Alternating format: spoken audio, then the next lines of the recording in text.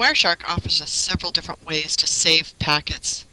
If we're doing a live collection, capturing traffic right off of the network, and then we stop, we can just simply select File, Save, and then we can save all the packets if we want to at that time. We also have the option of saying that we only want to save the selected packet, so I have one selected packet in the background. Or we can say that we want to save a range of packets. So I could say I want to save packets 1 through 300, let's say.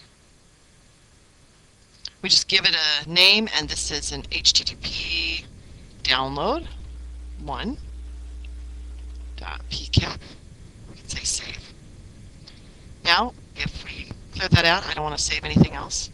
I'll go ahead and I'll open up the HTTP download 1. There it is. And we can see there are only 300 packets in that trace. Now, in addition, if we open up a trace file, I've just opened up the client dying trace file. We can save packets based on whether they're marked or not. We can save packets from one marked packet to another marked packet, or we can save packets based on a filter, what we've filtered on. Now, this trace has a couple of strange little communication sequences. We have a TFTP communication in there, and we also have an IRC communication. So I've created a filter looking for TFTP traffic or IRC traffic, and I'll hit enter, and now I have both of those communications in the display. So I can see down below that out of 514 packets, 281 packets match my filter. I want to save those filtered packets, so I'll select File, Save As. Now I have to be careful here that I don't just give it a name and think that I'm done. I want to make sure that I click on the button in front of Displayed. Now I'm going to save all 281 packets. I'll save this trace by the name of TFTP-IRC.pcap. There we go. Now I'm going to clear out that filter. Now, as I'm looking through trace files, when I see something interesting, I'll right mouse click and mark the packet. So there's a DCERPC, which seems a little strange to me in the trace. I'll scroll through a little bit more. Oh, there's another DCERPC. I'll mark this one, and I'll mark this one. Well, there's a couple other DCERPCs, but those are just retransmissions. And now we see the beginning of our TFTP communications. That seems weird to me. Now, I really like marking them this way because when I have to get back to them quickly, I can just simply search for the next marked packet. I'll right mouse click and mark the beginning of the IRC communication as well. And let's see, anything else in here? Yeah, here we have an HTTP GET request.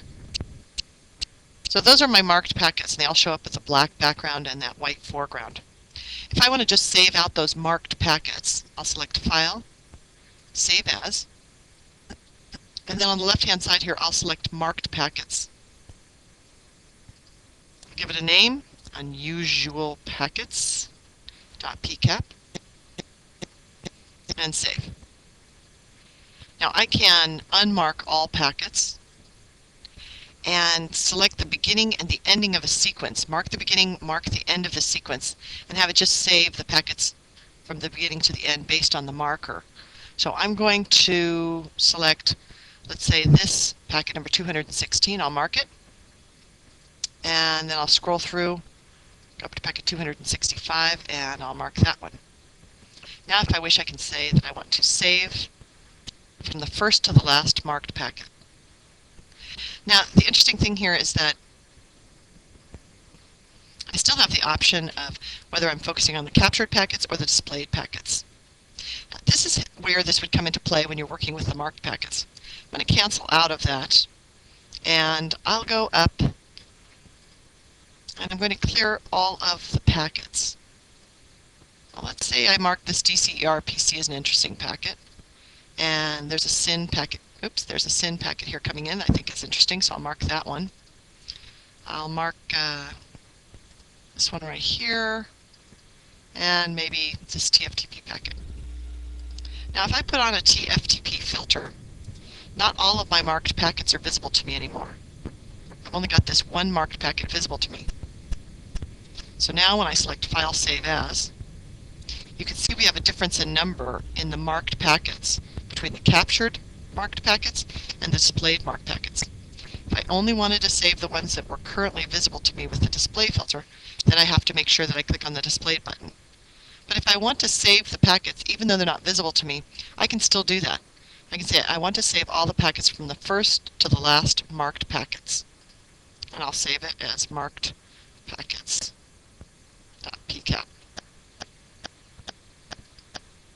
Now that's saved the trace with a separate name, and I've got it from the first to the last marked packet, even though they're not visible to me at that time. Here's a little trick.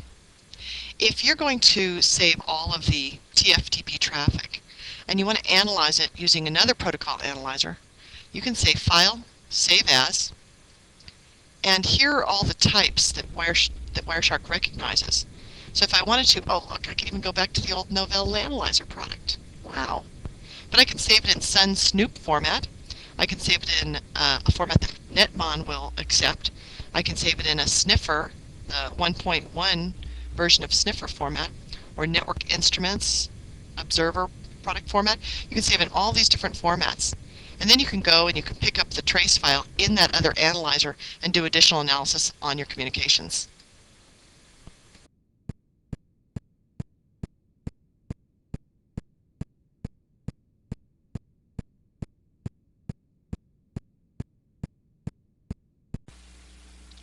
We have some limitations on how we can save the information with conversations and endpoints at the current time, and maybe this will change with future versions of Wireshark. But right now I've got a trace file up, and I'll select Statistics, Conversations, and what you'll see missing is an export button or a print button. We don't have any options other than a copy button. And when I click on the copy button, it will copy what you see up here in the Conversations window to the clipboard. I'm going to go over and select TCP, and now I'm going to make it easy on myself because I'm going to sort it first before I export this. The chart that I want to build out of this is going to be based on the bytes out for each of the address A column IP addresses there. So while it's sorted, I'll go ahead and click the copy button. And now, first of all, I'm going to copy it out into WordPad so you can see the format that it copies in. In WordPad, I'll click Control-V to paste it in, and you can see the very first line is going to be my header line, and it's all comma-separated format. Everything is in comma-separated format, and I've got all of the columns in there. I can't select just certain columns to export. I've got to export the whole entire thing. I'll save this document, and I'm going to save it as a text file. And I'm going to call it TCP con out, let's say. I'll click Save. Tells me, of course, I'm going to a text-only format, and I'll lose any formatting, but I don't have any formatting in there anyway. So I'll say yes. Now I'm going to go over into my spreadsheet program, and I'll import this information into my spreadsheet program in comma-separated format, and I'll show you, I'll just build a quick little graph from this. I'm running OpenOffice Calc, and I'll select File, Open. There's my TCP con out, and when I bring it in, I've got to say that the file type is comma separated. So I'll scroll down, and there's text CSV, comma separated value, and I'll open it up. Now, in the separator options, I've got to make sure that I say, yes, this is comma separated, not tab separated. And you can see that row number 1, there's my heading row, and there are all the IP addresses in each one of the columns that I had in that WordPad file. So I'll say OK. Now it brings it into OpenOffice. I just went through and quickly resized that.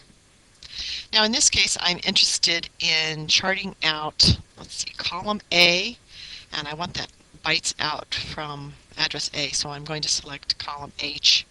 I'm using the Control key to select A and H. Now I'll scroll down to where I want to place my chart. I want to put my chart right down here. I have a little free space. I'll click the chart button, and this will be where my chart will go. There we go. Now, I don't want to go from A1 all the way to A30. I only want to chart the top 10 talkers in that group. And in H, I only want to go to row H10 as well. My first column is a label. My first row is a label, and my first column is the label as well. I'll click Next. Now, I think it'll be cleaner if I set my data series up in rows instead of in columns. These are the two options here when I put it in columns or rows, and I'll click Next. And this looks good.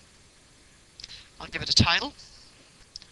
It's bytes out TCP. And I'll click Create. And there you can see it's just created a little chart for me. We can see that my x-axis is bytes A to B. I'm not even charting B. And these are my values for A. So there's the legend for each one of these folks communicating. And we can see that because I sorted ahead of time, it's already sorted in here, which is really nice. It's sort of a cheating way to go, but it works great. You can do the same kind of functions by going into statistics and endpoints as well. And that really makes sense because maybe I want to know who the top talkers are on the network. I would go, on my Ethernet network and sort according to the transmit bytes. Or maybe I would select based on the IP address, the number of bytes out. Or maybe I would like to see how many bytes received or go over UDP or whatever. And all you have to do is just click that copy button and then pop it over into the spreadsheet format that you use and build your charts and graphs from that.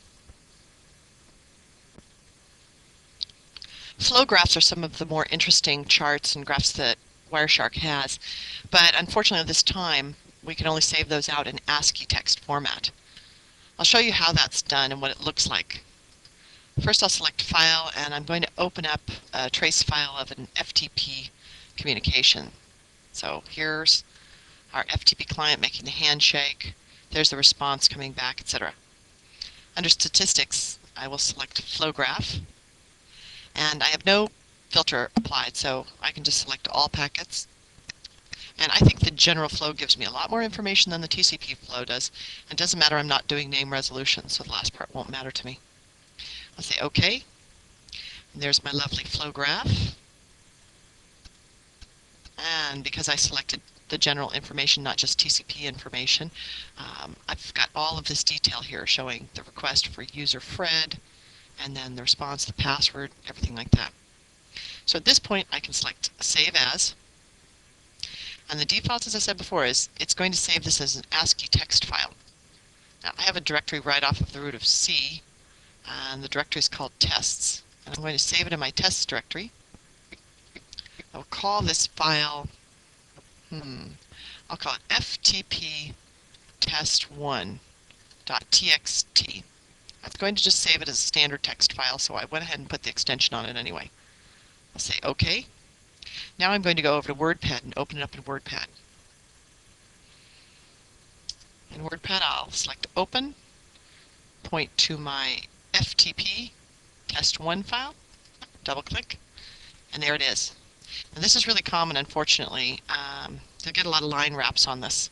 So I'm going to select Control A, change the format of the font down to an 8-point font. And hopefully I won't have the line wrapping issue. If I do, I can change it down to a smaller font. But there we go. Looks just like the chart. We've got the time column.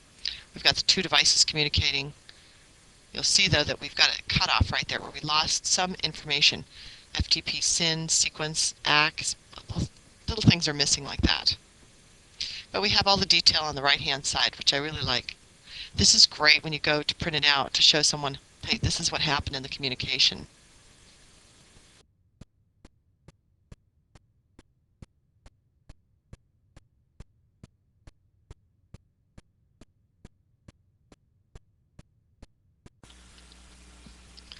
In Section 8, I did talk already about working with TCP data streams as a method of filtering.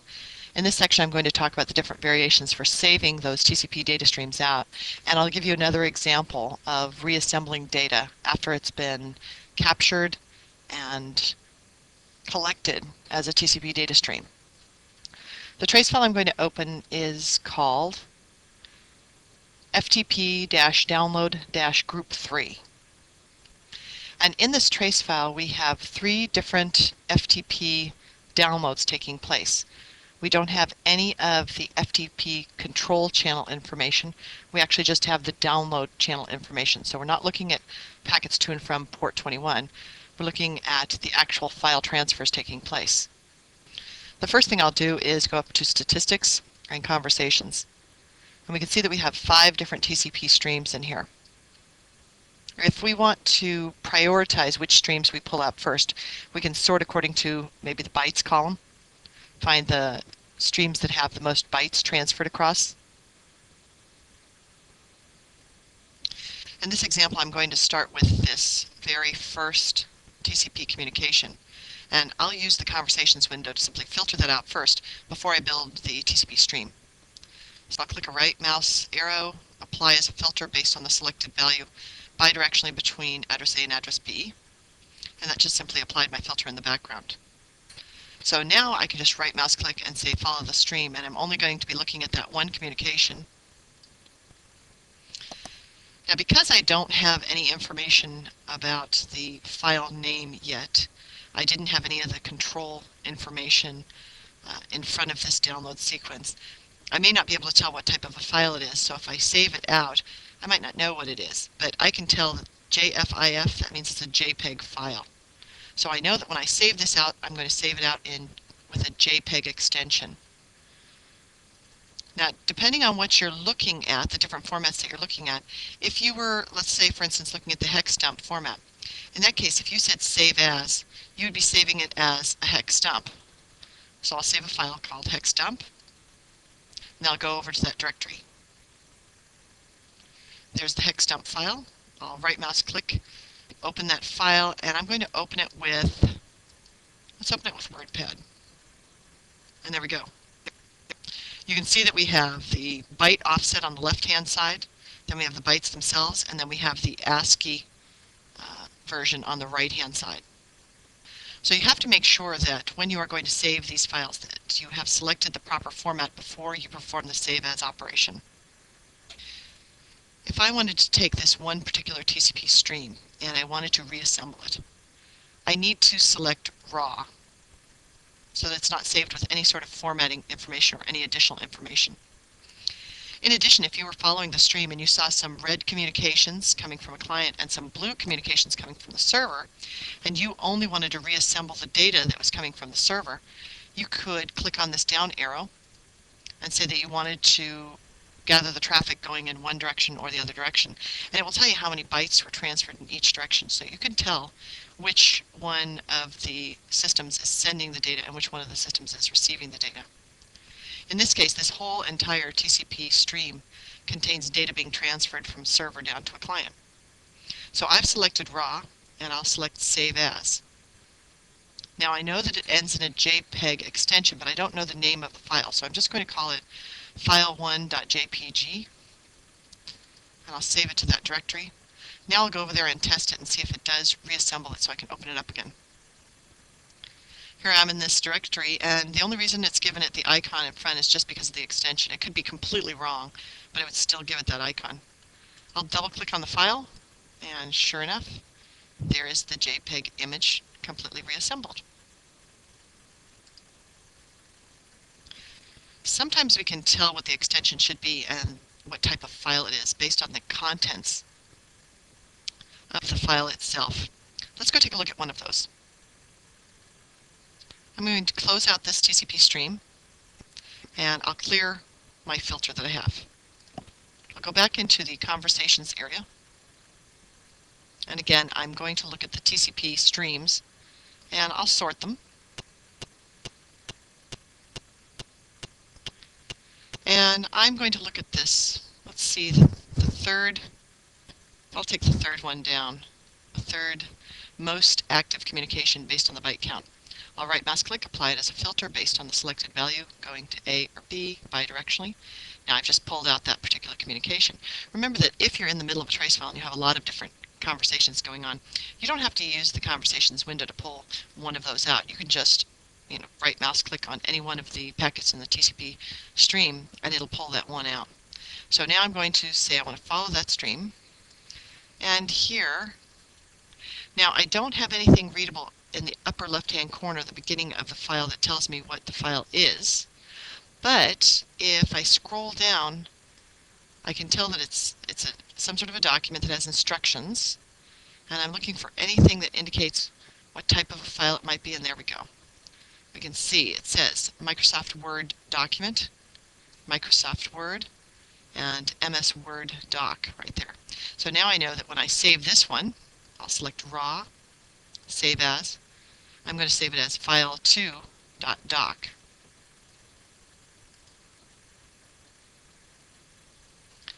Now let me show you that if you work with one of these files and it doesn't have anything in the upper left-hand corner like the JPEG did, it had the JFIF, and it doesn't have anything inside of it that indicates what type of an application was used to create the file. You might still be able to look at the hex dump area and look for some sort of a file signature in there. I can tell you that the value D0CF11E0A1B11A E1 is a file signature for Word documents. So even if it didn't have that information embedded in the file, I would still be able to tell that it's a Word document. I'm going to close this window, clear out my filter, and now I'll go to one more conversation. This time I will pull out the fourth conversation down the line. I'll right mouse click, apply it as a filter. Now I don't have to apply it as a filter. I could always say just find a packet that's somewhere in that stream. So there, just put in the value to find a packet based on a display filter. There's what I'm looking for. I'll say find. Okay, I have to start from the beginning of the packet capture. Let me close that down. And it got it already. So what it'll do is it'll automatically wrap to the beginning of the trace file. And so here's that conversation. I'll right mouse click and follow the TCP stream. And you can tell by the beginning what type of a file this is. Now I know that when I save this file, I'm going to save it with an extension of GIF. I'm going to make sure that I click raw, and that's a common mistake that people will leave it at ASCII, thinking there's no difference between raw and ASCII, but there actually is. Some additional characters will put in when you're in ASCII mode, and it may not open. I'll save this as file3.gif, and now let me go and test that file. There's my directory.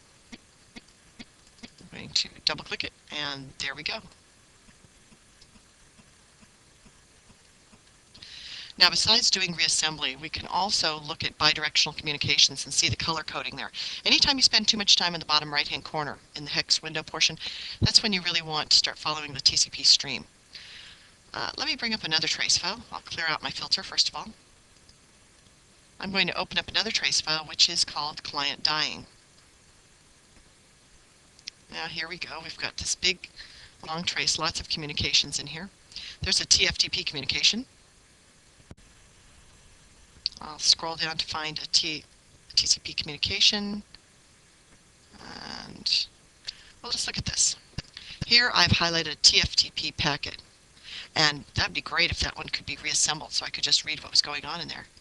I'll right mouse click, but follow TCP stream doesn't show up as an option. If you don't see it as an option, then that packet doesn't have a TCP header. And sure enough, TFTP uses UDP. So we can't reassemble that using the TCP stream option. We just go a little further in here, and there's an HTTP communication. There's an IRC communication, and the IRC communication that's in here is sitting on top of TCP. So I'll right mouse click and follow the stream. Now we can see that nice color coding. So here we can see the client sent in a password, a nickname, a username, and then all this blue information came down from the IRC server.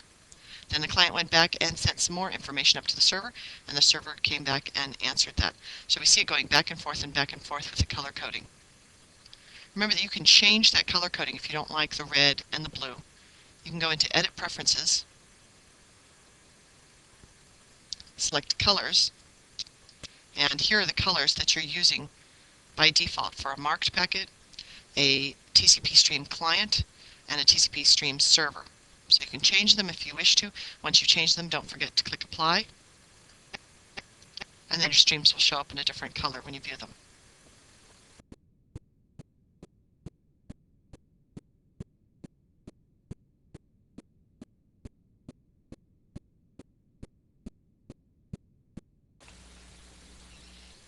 Wireshark offers several different ways to export packet information. First, I'll open up a trace file called http-espn.pcap. Now, I might want to export all of the summary information, the information that's in the top window, or maybe I want to export all of the detailed decode information, or maybe I even want to export the hex dump down here.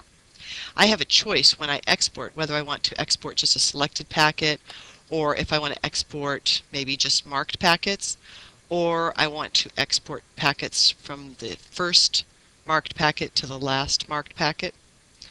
I even have the option of just exporting filtered packets as well. So if I wanted to, I could just export the DNS traffic. Let me show you what this looks like when we export packets and what our options are. I'll select File, Export, and at this point I don't have the option of exporting a selected set of packet bytes because I don't have any specific packet bytes selected in the hex window. So I'll select File, and I'll give it a name. This is going to be my, first of all, I guess I'll export the DNS traffic. Now because I'm exporting the DNS traffic, that's what I was filtering on in the background. I'll click on Displayed, and it tells me there are 36 packets in there that match my display filter. And the format that I export into, the default will be plain text, but I also have the option of exporting in PostScript format, CSV format, XML packet summary format, or XML packet detail format. In addition, on the right-hand side, I have the choice of whether I want to include the packet details, the packet bytes. Do I want each packet on a new page? Which, of course, that could be really, really long. So I'm just going to export the packet summary line. And I've got it set for displayed, all packets, the name is DNS, and I'll click Save. Now let's go look at what that file looks like. Here's the directory, and there's the file called DNS. I'll double click on that file, and I'm going to choose to open that file with WordPad. And there we go. Now you can see that the lines are wrapping just because, of course, I've got my window reduced in size for this recording, so I'll bring the window as far out as I possibly can. And you can see how long some of those lines are. So this is one of those things that you might want to print it in landscape format, change the font size, however it'll fit on your page. But that's how easy it is. I'll close this window down, and now I'll go back over to Wireshark. And in Wireshark, we have another option, which is where we can click somewhere down in this hex window. And as you can see, I just clicked on a field, and I don't know if you've noticed it, but if you look in the bottom left-hand corner, you'll see that the field name is actually being presented to you, as well as the length. So there we can see that we're in the query name field, the dns.query.name, which as soon as you start learning those things, you can use those kind of names in your display filters area. I'll click up further in the packet. You can see I'm in the IP time to live field now. Now I'm in the IP source field. But let's say I had an interesting name and I wanted to save that. I could right mouse click and I could either copy all that information, that's copying it to the clipboard, or I could copy the text only, or I could export the selected packet bytes. Now when you export the selected packet bytes doing it this way, you have the format of raw data available to you, or you can select all files and give it another extension on there as opposed to .bin, .dat, or .raw. I'll cancel out on that one. You'll see when we go into the next section, which is the print section, how you can take a single packet, right mouse click, and print that one packet and what your options are for printing as opposed to exporting packets.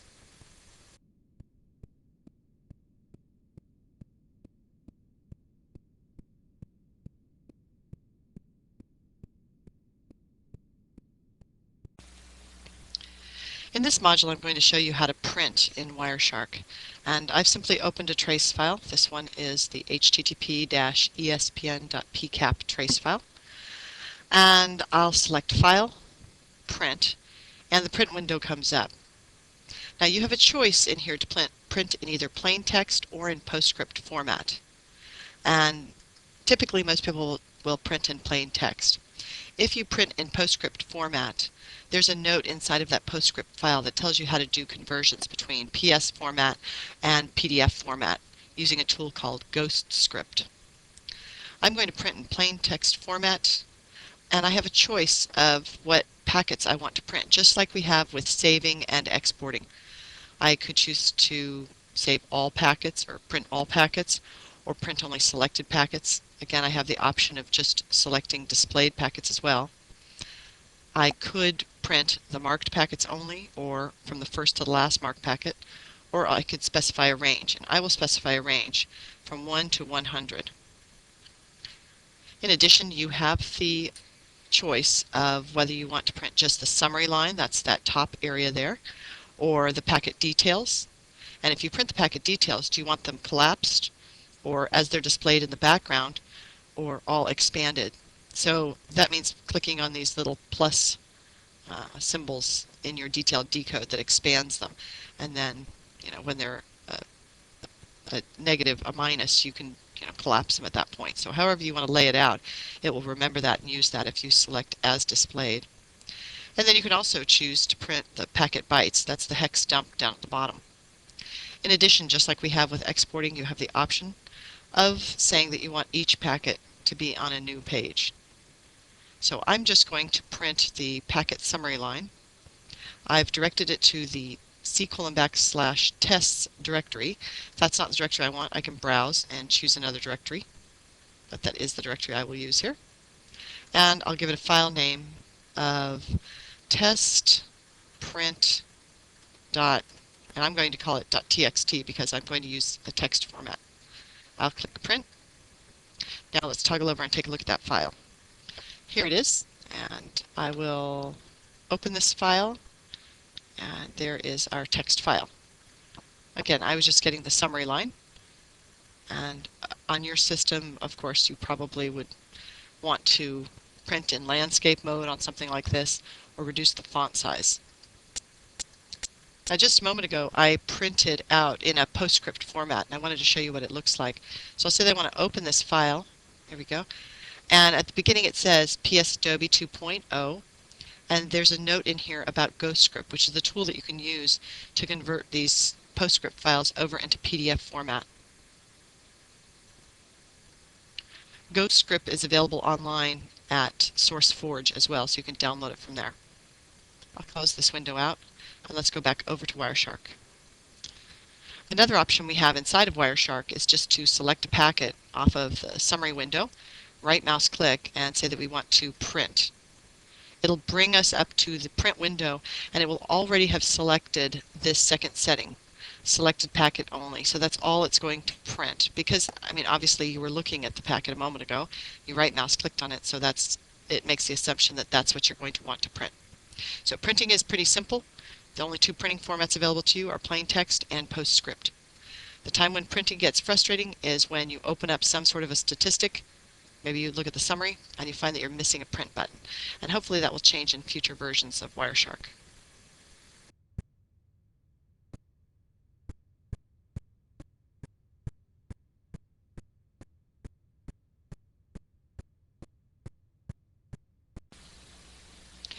In many cases when you're using Wireshark, you're going to want to create a network report that shows someone else what you found when you were looking on the network.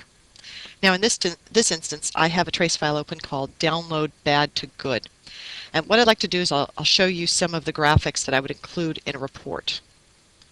The first thing I want to do in this particular situation is look at the conversations, because I have two downloads in here. One is a fast download and one is a slow download. And I want to make a really nice graph and do a screenshot of that graph that I'll use in my report. So under IP, I'm going to sort according to the bytes. I'm going to look at the first conversation, and I know already from looking at this trace file that this is the good download. I'll apply that value as a filter. Now I only did that as a fast way to get the filter up here in this window. I'll click 3 times in that area and hit Control C to copy that into the buffer. Now I'm going to create my I/O graph, and this is what I'll be building a screenshot on. Now I know this is the good download, so I'm going to use the color green to graph this out. I'll paste in that filter, click on Graph 3. And the reason we don't see it is because it is covering up this area over here. The black line is covering it up. So I'm going to change that to an F bar.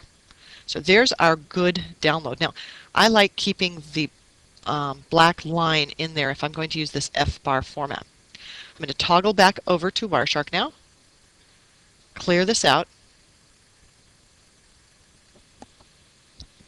and now I'm going to put in the filter for the bad download. I'm just back over in my conversations area. I know that that's the bad download. I'll right mouse click and apply this as the filter. And again, I'm only doing this so that I can just click 3 times to get that filter, and I don't have to manually type it in because I'm way too lazy to do that. So I'll do Control C, and now I'll bring up my I/O graph that I'm working on. Now I know this is the bad download, so I'm going to paste that in and click on Graph 2. And now it'll be a really nice black line across the top showing me everything. And I need to change the red to an F-bar style format. There we go. So we can see that we have the bad download, and then something else happened, and then the good download. And that makes a really nice graphic. Let me show you the tool that I use to do all of my screenshots. It's Snagit by TechSmith Corporation. And this is by far my very favorite screenshot utility that's out there. In the input area, when I'm working with these screens, I have the choice of just selecting the active window, which is what I want. I just want the active window in the background here. Then I also have this great option to select shapes. So I can circle something and create a freehand shape and capture that, or an ellipse, or a rounded rectangle, triangle, or a polygon. In addition, I have the capability of doing scrolling and copying things out to the clipboard. I've got auto scroll on, and I don't actually need that right now, so I'm going to turn that off. It's also very easy to capture the menu. So I'll show you that in just a moment. First, let me capture this screenshot in the background and show you some of the things that we can do with that screenshot. So I'm highlighting this right now, and I've got this set up, instead of doing a print screen, I've got this set up to use Control P to grab the screenshot. Now it will automatically bring up the capture preview window. I have it set that way, and you can get rid of that if you don't like it. But the nice thing about this is that I can change or add things to the graphic, add a label or add a call out. Maybe I want to have a call out points to, let's see, one area. Oops, I want to go this direction. And good download. I'll say OK. And I'll resize that call out now. So I want to make sure both my words fit inside of there.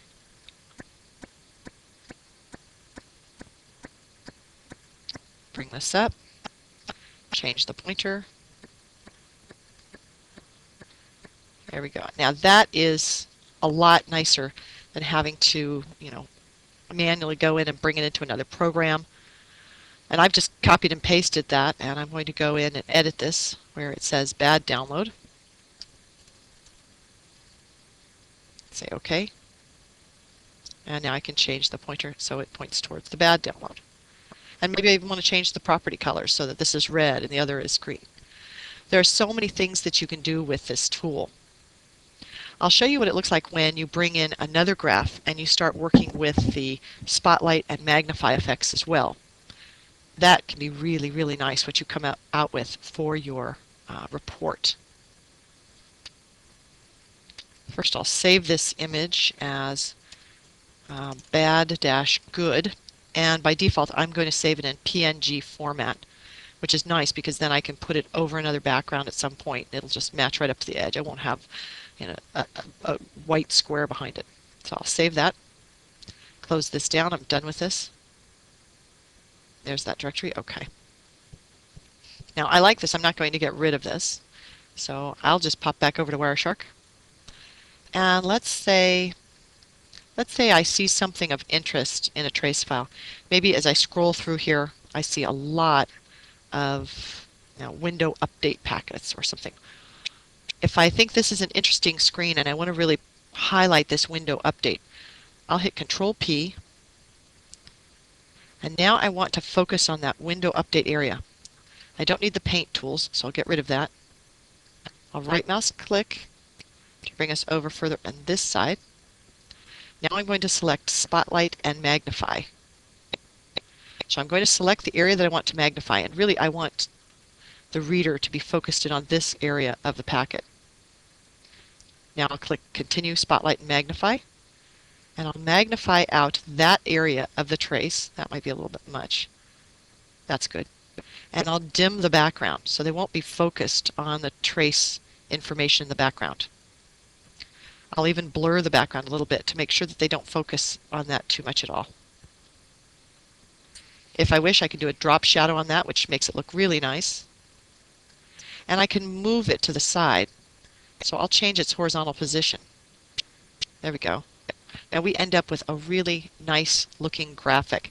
And it's obvious when somebody sees that graphic in your report what you're trying to point them towards. I'll save this file.